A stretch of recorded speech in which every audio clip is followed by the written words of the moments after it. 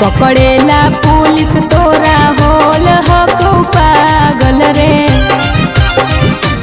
हे रे कौची तू कैनी हजे चलो हकी भागल रे। पकड़ेला पुलिस तोरा होल हको पागल रे।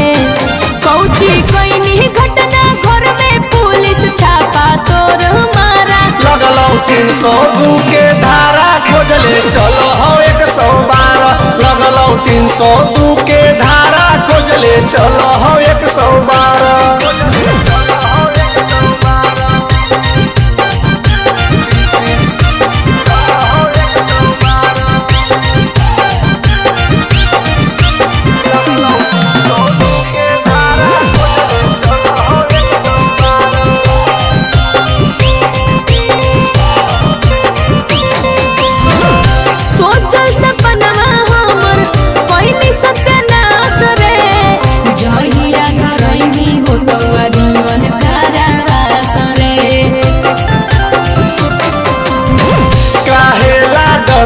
पगली जनुआ हौसे रगे आई तो अरेस्ट करे तुम्हारा बैठा दे रगे। हो जो सरेंडर ना ता पुलिस तोड़ दे तो तोर घरा। लगलो 302 के धारा खोजले चलो हो 112। लगलो 302 के धारा खोजले चलो हो 112।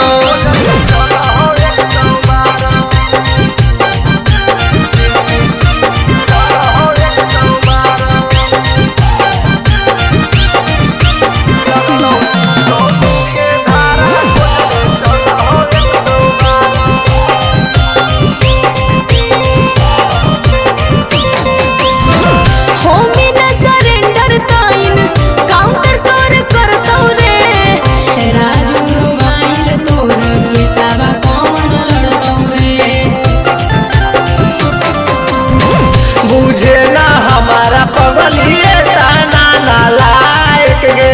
जज ह कैरावा हमार पापा जी विधायक गे। उसमें आज हो राजा धानी काहे सोना कल हो पारा। लगलो 302 के धारा खोजले चलो हो 112। लगलो 302